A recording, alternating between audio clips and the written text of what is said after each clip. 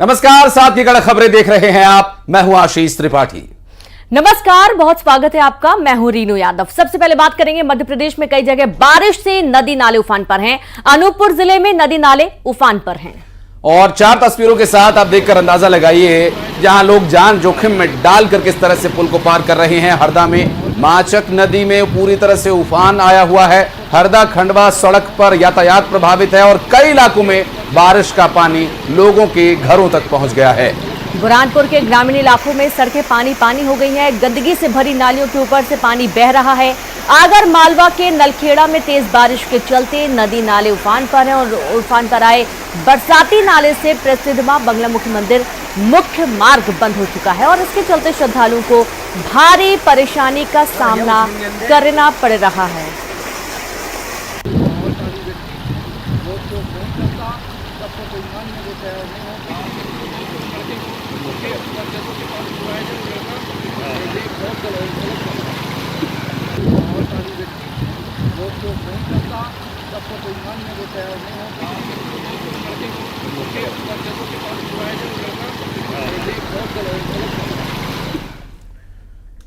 और चलिए बढ़ते आगे। अनूपपुर में बस ड्राइवर की एक बड़ी लापरवाही का मामला सामने आया, जहां जोखिम में उसने बच्चों की जान डाल दी। उफलते नाले को पार करता हुआ नजर आया। बच्चों ने भगवान को थैंक यू कहा क्योंकि जान बच गई। अनूपपुर का ये पूरा मामला है। बस ड्राइवर की बड़ी लापरवाही देखने को मिली है। बच्चों की जान जोखिम में डालते हुए उफनते नाले से बस को पार किया और इस दौरान बच्चों की जान आफत में फंसती हुई नजर आई। और ये देखिए तस्वीरें भी सामने आ चुकी हैं जहां बच्चे इस बस में सवार स्कूली बच्चे हैं और उफनते नाले को पार करते हुए बस जा रही है और इस दौरान कोई भी हादसा हो सकता था। गनीमत ये रही कि सभी बच्चे सुरक्षित हैं और सुरक्षित ये बस नाले को पार कर गई।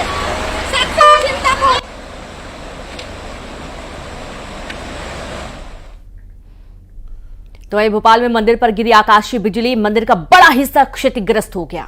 और आपको बता दें कि बिजली के गिरने से करीब 30 फीट बड़ा उसमें छेद हो गया।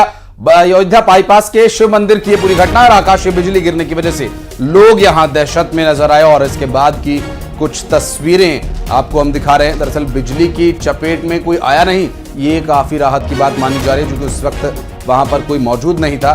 हालांकि मंदिर की छत 30 फीट चौड़ी दरार उसमें आ गई और मंदिर का काफी बड़ा हिस्सा क्षतिग्रस्त हो गया।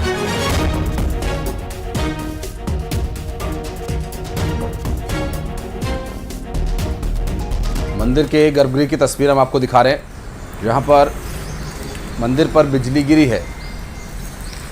और ये देखिए आकाशीय बिजली गिरने की वजह से एक बड़ा नुकसान, मंदिर का एक हिस्सा पूरा क्षतिग्रस्त हो गया है, जहां पर आप देखेंगे कि छत पूरी टूटकर नीचे आ गिरी है।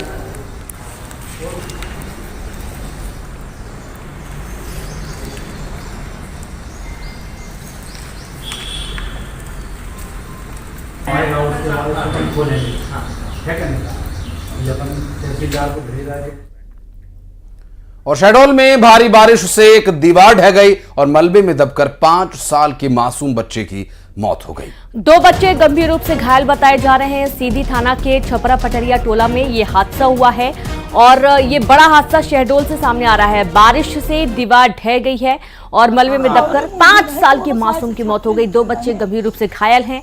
पटरिया टोला में ये हादसा हुआ है। तस्वीरें भी आपके सामने हैं। और इस मलबे के नीचे दबने से 5 साल के मासूम की जान चली गई है और 2 बच्चे अभी भी गंभीर घायल बताए जा रहे हैं, जिन्हें हॉस्पिटल एडमिट किया गया। पुलिस मौके पर पहुंची और इस पूरी घटना की जानकारी ली गई। बारिश होने की वजह से हादसा हुआ है। आदिवासी का आदमी निस्तार कर रहा है। दोनों साइड से छापरे लिखने रहे। और हो गया, तुम सुन ला पहली बात, ये अपन मर्यादा के लाने की बंद रहा है। तो वहीं छत्तीसगढ़ के कई जिलों में भी जोरदार बारिश हुई है। मौसम विभाग ने 18 जिलों के लिए अलर्ट जारी किया है। 4 जिलों में ऑरेंज अलर्ट, 14 जिलों के लिए येलो अलर्ट जारी किया गया और सरगुजा, बिलासपुर, दुर्ग, बस्तर संभाग में बारिश के आसार हैं और आज और कल ये सरगुजा संभाग के जिले तरबतर रह सकते हैं। भारी बारिश की चेतावनी जारी की गई है। बारिश की वजह से कोरबा में हालात बिगड़े हैं। यहाँ सीतामढ़ी में निचली बस्तियों में पानी भर गया, कई घरों में कई घर डूब गए हैं। पिंडरा और मुंगेली में बारिश की वजह से नदी नाले उफान पर हैं। वहीं सुकमा मलगेर नदी पूरी तरह से उफान पर है। जांजगीर चांपा में पामगढ़ सामुदायिक स्वास्थ्य केंद्र का बुरा हाल है। बरसात का पानी अस्पताल तक पहुंच गया है, अस्पताल के अंदर घुस गया है। ये 5 तस्वीरें इस बात की तस्दीक करती हुई कि किस तरह के हालात इस वक्त छत्तीसगढ़ में इस झमाझम बारिश से बने हुए हैं, जिसमें कोरबा, मुंगेली, पेंड्रा, जांजगीर चांपा से तस्वीरें हम आपको दिखा रहे हैं। कोरबा से 2 तस्वीरें, बाकी पेंड्रा, जांजगीर चांपा, मुंगेली से एक तस्वीर जो वहां के सूरत हाल को बयां कर रही है।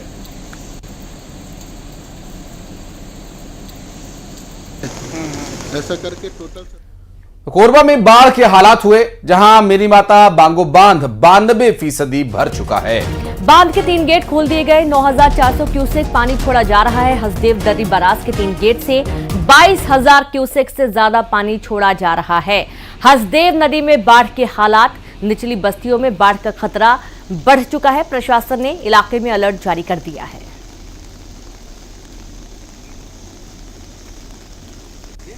हाँ, एक तो 3 फीट है, एक तो 60 फीट है।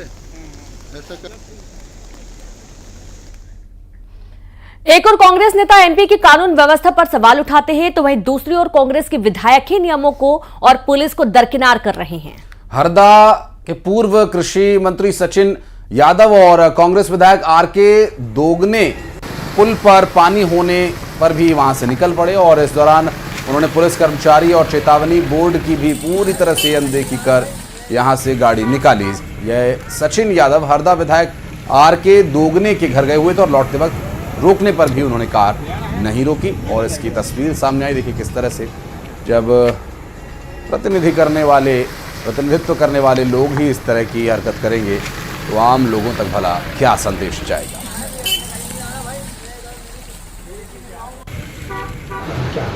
सुरक्षा की दृष्टि से जो भी रपटे रहते हैं जिनके ऊपर से पानी निकलता है, तो हम हमारा होमगार्ड के सैनिक के साथ में वहाँ बैरिकेड लगा देते हैं और आमजन से अपील करते हैं कि जब रपटे के ऊपर पानी हो तो वहाँ से ना गुजरें। सर, अगर वीआईपी अगर इस नियम को तोड़ते हैं तो क्या कार्रवाई होती है? कुछ ऐसा है क्या? कुछ इसके बारे में विधिक अहमियत लेके ऐसा अगर कोई ऐसा प्रकरण आता है तो हम ऐसा कुछ उसमें विशेष कार्य कर लेते हैं। और केंद्रीय गृह मंत्री अमित शाह ने मार्च 2026 तक देश से नक्सलवाद खत्म करने का दावा किया है। रायपुर में वामपंथी उग्रवाद पर उन्होंने समीक्षा की और इसके बाद उन्होंने कहा कि अब समय आ चुका है कि वामपंथी उग्रवाद की समस्या पर एक मजबूत रणनीति के साथ अंतिम प्रहार किया जाए। उन्होंने कहा कि वामपंथी उग्रवाद का सफाया करेंगे।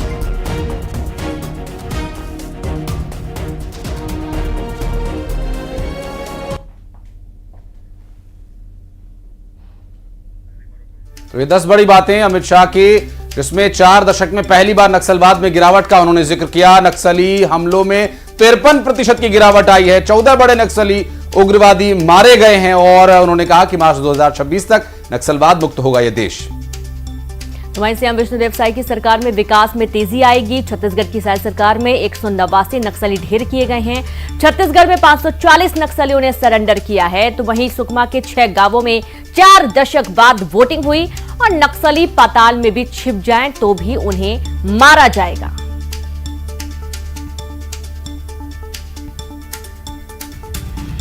मैं मानता हूं मित्रों कि अब समय आ गया है कि वामपंथी उग्रवाद की समस्या पर एक मजबूत रणनीति के साथ, रूथलेस रणनीति के साथ अंतिम प्रहार किया जाए। मुझे विश्वास है कि हमारी लड़ाई अंतिम चरण में पहुंची है और हम देश को 2026 मार्च तक पूर्णतया नक्सल समस्या से मुक्त कर पाएंगे। कई अचीवमेंट हुए। 2022 में एक साल ऐसा आया कि जिसमें 4 दशक में पहली बार मृत्यु की संख्या 100 से नीचे गई। 2014 से 24 तक सबसे कम वामपंथी उग्रवादियों द्वारा की गई घटनाएं दर्ज की गई। टॉप 14 नक्सली लीडर्स को न्यूट्रलाइज किया गया है। 2004 से 14 तक 16,463 घटनाएं हुई थी और 14 से 24 तक 7,744 हुई है, तो 53% घटनाओं की कमी आई। छत्तीसगढ़ में नई सरकार आने के बाद मैं मुख्यमंत्री जी, उप मुख्यमंत्री और गृह मंत्री को हृदय पूर्वक बधाई देना चाहता हूं कि इन्होंने बड़ी शिद्दत से दोनों मोर्चों में बहुत अच्छा काम किया है। 179 वामपंथी उग्रवादियों को न्यूट्रलाइज करने का काम 1 अगस्त महीने तक हुआ है।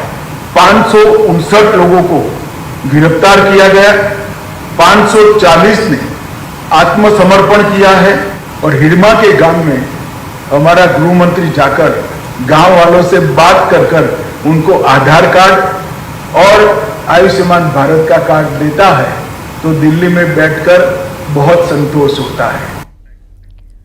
तो वहीं केंद्रीय गृह मंत्री अमित शाह के छत्तीसगढ़ दौरे का आज तीसरा दिन है। अमित शाह आज एनसीबी ऑफिस का उद्घाटन करने वाले हैं। सहकारिता विभाग की अहम बैठक में वो शामिल भी होंगे और साथ ही साथ एनसीबी ऑफिस का उद्घाटन करेंगे। अमित शाह 3 दिवसीय छत्तीसगढ़ के दौरे पर आज तीसरा दिन उनका, और अमित शाह के इस दौरे को लेकर काफी महत्वपूर्ण जो निर्णय लिए गए थे इस दौरे के दौरान, कई बड़ी बातें जो सामने आई हैं, चाहे वो नक्सलवाद के विषय पर हो, चाहे वो विकास के संबंध में हो। अमित शाह के छत्तीसगढ़ दौरे का आज तीसरा दिन है और आज वो सहकारिता विभाग की बैठक लेंगे और सहकारिता विभाग और इसके अलावा एनसीबी के कार्यालय का उद्घाटन भी करेंगे गृह मंत्री अमित शाह।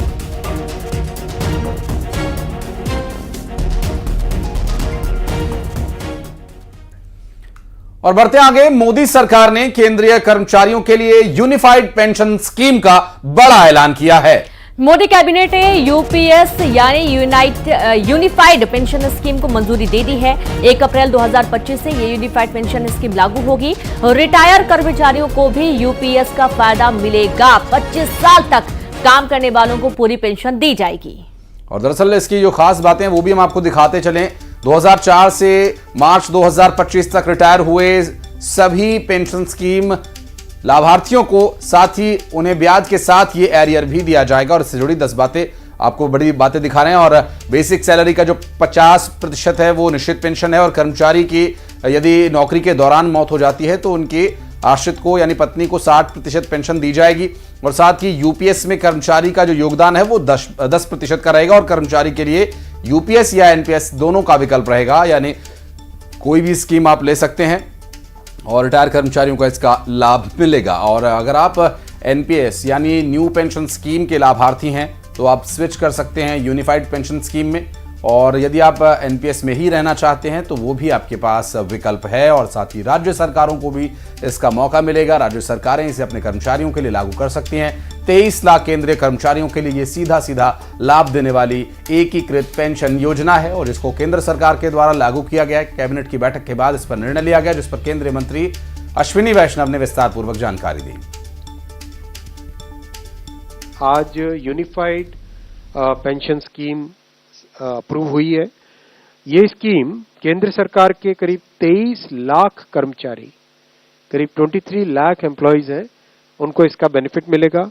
ऑप्शन रहेगा, कोई अगर एनपीएस में रहना चाहे तो एनपीएस में रह सकता है, यूपीएस में ऑप्ट करना चाहे which is naturally a very attractive scheme तो उसमें ऑप्ट कर सकता है। प्लस राज्य सरकारें अगर इसी फ्रेमवर्क को, इसी आर्किटेक्चर को यूज करना चाहे तो राज्य सरकारें भी इस आर्किटेक्चर को यूज कर सकती है। अगर राज्य सरकार के कर्मचारी भी इसमें शामिल होते हैं तो करीब 90 लाख के आसपास टोटल कर्मचारी इसका बेनिफिट मिलेगा। छतरपुर में मौलाना इरफान चिश्ती का भड़काऊ वीडियो सामने आया। वीडियो में मौलाना नफरत की आग उगल रहा है और पत्थरबाजी के एक दिन पहले मौलाना ने यह वीडियो जारी किया था और बाद में पुलिस ने मौलाना इरफान चिश्ती को गिरफ्तार कर लिया और इसके बाद वो अपनी गलती कबूल करता नजर आया। और आपको बता दें कि पत्थरबाजी के पहले का जो वीडियो है वो भी सामने आया था और उसके बाद इरफान चिश्ती की गिरफ्तारी के बाद इस पूरे मामले पर वो सफाई देता नजर आया।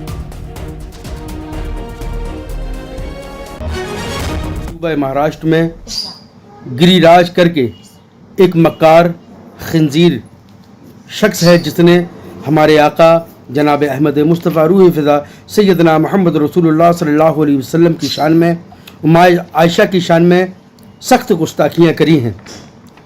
लिहाजा कल रात में एक मीटिंग हुई जिसमें उलमाए अहले सुन्नत ने यह फ़ैसला लिया, शहर अंजुमन इस्लामिया सदर और पूर्व सदर की मौजूदगी में यह फ़ैसला लिया गया कि कल बारोज़ बुधवार बाद नमाज ज़ोहर 21 अगस्त को मस्तान शाह के मैदान में शहर की पूरी आवाम इकट्ठा हो और उस खंजीर के नाम पर एक FIR दर्ज करी जाए। जो बीच में कुछ लोग ऐसे थे जिन लोगों ने हमारे प्रशासन पर पत्थरबाजी करी, उसके लिए हम सबको खेद है और उन सब की सजा हम लोग भुगत रहे हैं। तो आप मानते हैं गलती है? आप लोग बिल्कुल गलती है, बिल्कुल गलती। और बढ़ते आगे, छतरपुर पथराव कांड के 8 और आरोपी गिरफ्तार कर लिए गए हैं और अब तक कुल 30 गिरफ्तारियां हो चुकी हैं। कड़ी सुरक्षा में अदालत में किया गया पेश, जहां शहजाद हाजी की शोहरत और दहशत की जांच कर रही पुलिस। शहजाद हाजी को फंडिंग और अन्य चीजों की भी जांच हो रही है कि आखिरकार इसको कहां से फंडिंग मिल रही थी, कहां से इसको संरक्षण मिल रहा था, और इस पूरे मामले की अब जांच में पुलिस जुट गई है।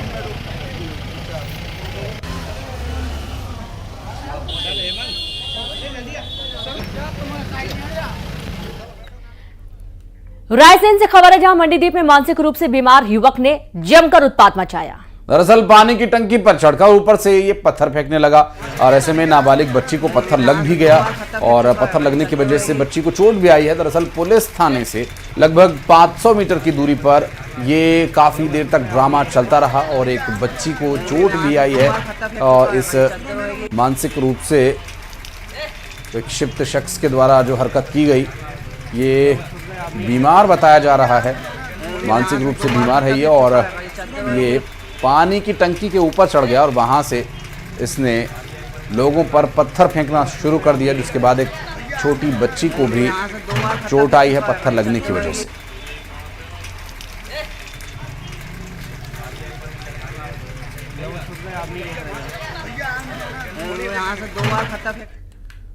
खबर रायसेन से, जहां चलती स्कूटी में आग लगने का एक मामला सामने आया। चालक ने भागकर अपनी जान बचा ली। बैटरी वाली स्कूटी बताई जा रही है जिसमें आग लगी है, और इन दिनों आप देख रहे हैं कि बैटरी वाले वाहन में ज्यादा आग लगने की घटनाएं सामने आ रही हैं, और यहां पर भी बैटरी वाली स्कूटी में ही अचानक से आग लग गई। जो चालक है उसने तुरंत इस स्कूटी से दूर होकर अपनी जान बचा ली और स्कूटी पूरी जलकर खाक हो गई है। ये तस्वीर आप देखिए रायसेन की, और आसपास लोग भी इकट्ठा हो गए थे। दरअसल ऐसे हादसे बार बार सामने आ रहे हैं। बैटरी वाली स्कूटी ये जान को खतरा भी है, और कई बार बैटरी में खराबी के चलते या गर्म हो जाने की वजह से आग लग जाती है, और ऐसे कुछ घटनाक्रम यहां पर भी देखने को मिला।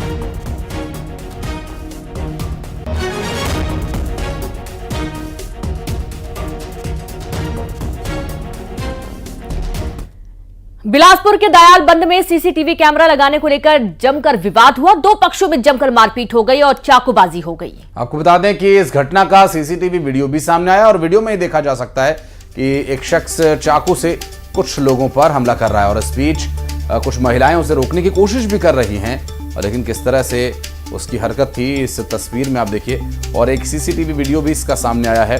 दरअसल ये पूरा जो विवाद है ये सीसीटीवी कैमरा लगाने को लेकर ही शुरू हुआ था, और एक शख्स जो यहाँ पर जमकर उत्पात मचा रहा है, महिलाओं ने उसे रोकने का भी प्रयास किया।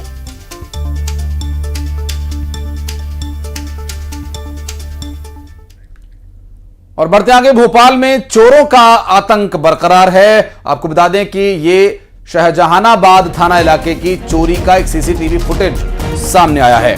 घर के अंदर से चोरों ने गाड़ी पार्क कर दी। सीसीटीवी में रेकी करता दिखाई दिया चोर। दरवाजा खोलकर गाड़ी ले उड़ा चोर, और बहुत ही आसानी से ये चोर दरवाजा खोला, दाखिल हुआ और स्कूटी निकालकर यहां से फरार हो गया। और इस तस्वीर को देखकर साफ तौर पर समझ में आता है कि जो चोर है वो कहीं ना कहीं जानता है कि घर के अंदर स्कूटी खड़ी होती है, कुछ देर तक रेकी करता है और उसके बाद आसानी से दरवाजा खोलकर स्कूटी लेकर यहां से भाग जाता है।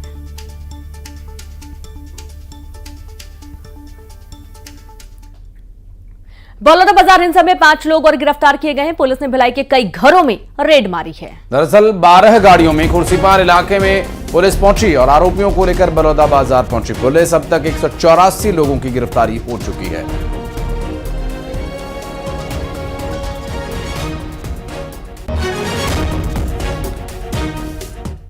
और बढ़ते आगे, खबर बिलासपुर से, जहां पुलिस ने एक बड़ी साजिश का पर्दाफाश किया। पुलिस ने एटीएम की डकैती की साजिश को नाकाम कर दिया। 11 बदमाशों को गिरफ्तार किया गया। इनके पास से पिस्टल, देसी कट्टे और अन्य हथियार भी बरामद हुए हैं। मिनी बस्ती जरहा भाटा में पुलिस ने रेड मारकर इनको पकड़ा। पुलिस ने इनका जुलूस निकाला।